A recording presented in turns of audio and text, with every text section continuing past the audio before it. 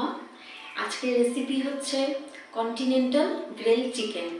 তো grill chicken বলাতে তোমরা বুঝতেই পারছো যে আমি গ্রিল মেশিনেই করব। এটা তোমরা গ্যাসেও করতে পারো। আমাকে কমেন্টস করে জানিও যদি গ্যাসে তোমরা দেখতে চাও, সেটা আমি অবশ্যই তোমাদের সাথে শেয়ার করব।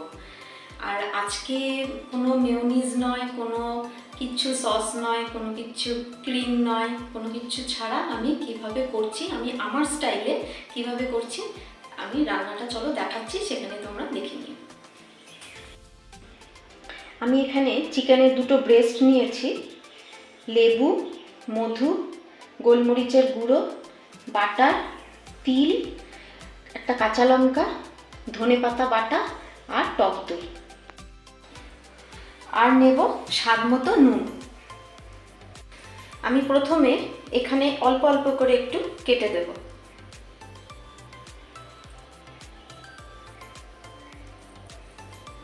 দু পিঠেই কাটবো, কারণ মশলাটা তো ঢুকতে হবে, ভালো করে যেন মশলাটা ঢুকে যায় সেই তো আমি কেটে দিয়েছি। এরপর আমি একটু লেবু দিয়ে ম্যারিনেট করার জন্য রাখবো আধা ঘন্টা।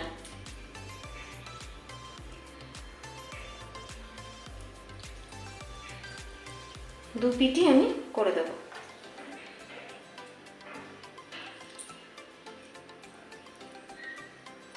আমার আধা ঘন্টা হয়ে গেছে ম্যারিনেট করা এই দুটো চিকেনের ব্রেস্ট।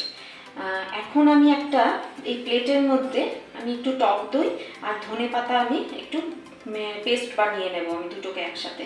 এরপরে আমি চিকেনটার মধ্যে এটা লাগিয়ে আমি 2 ঘন্টার জন্য আমি ফ্রিজে ঢুকিয়ে দেবো।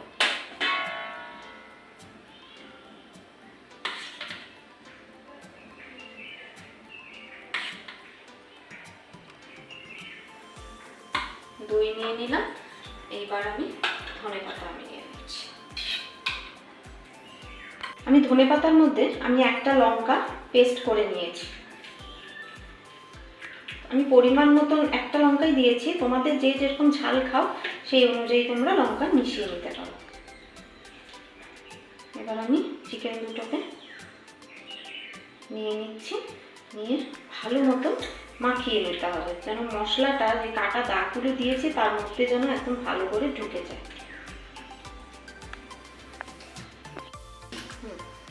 প্রথমে প্লেটে যেটা আমি মেশিনে ঢোকাবো সেখানে আমি অল্প বাটার লাগিয়ে নেব।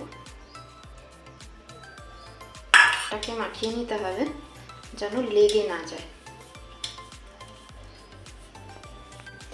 আমার 2 ঘন্টা হয়ে গেছে গিয়ে, আমি ফ্রিজ থেকে বার করে নিয়ে এসেছি। আমি এখন পরিমাণ মতো নুন দিয়ে এটাকে মাখিয়ে নেব।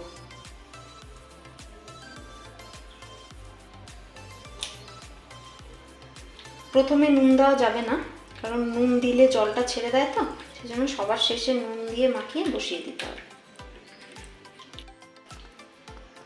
আমি একটা একটা করে বসিয়ে দেবো।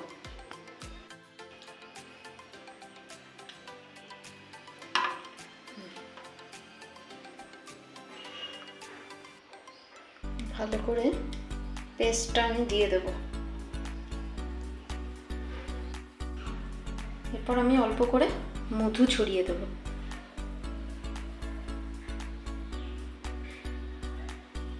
মধু দিয়ে দিলাম, এখন অল্প গোলমরিচ দিয়ে দেব।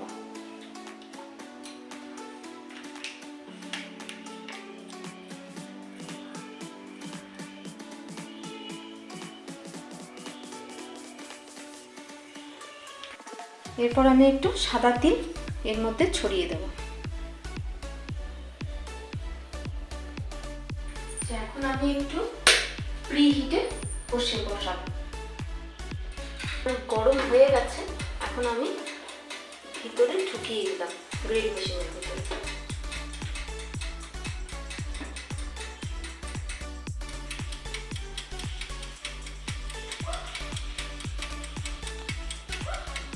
বন্ধুরা, আমার কন্টিনেন্টাল গ্রিল চিকেন রেডি হয়ে গেছে। বেশিক্ষণ সময় লাগেনি, ওটিজিতে আমার মাত্র আধা ঘন্টা সময় লেগেছে। তোমরা অবশ্যই ট্রাই করো, আমি অবশ্যই, কারণ এটা বলছি খুব সুস্বাদু খেতে। তোমরা ট্রাই করে আমাকে অবশ্যই কমেন্টস বক্সে জানাবে যে কেমন লাগলো তোমাদের। আর এটা মানে কোনো তেল লাগছে না, দেখতেই পেরেছো আমি খুব অল্প বাটারে তৈরি করেছি, তাহলে সবাই খেতে পারবে তোমরা। আর আমি শেষে এটাই বলবো, তোমাদের যদি একটু ভালো লেগে থাকে আজকের রেসিপিটা, তাহলে একটু লাইক করো, শেয়ার করো আর একটু সাবস্ক্রাইব করে দিও চ্যানেলটা।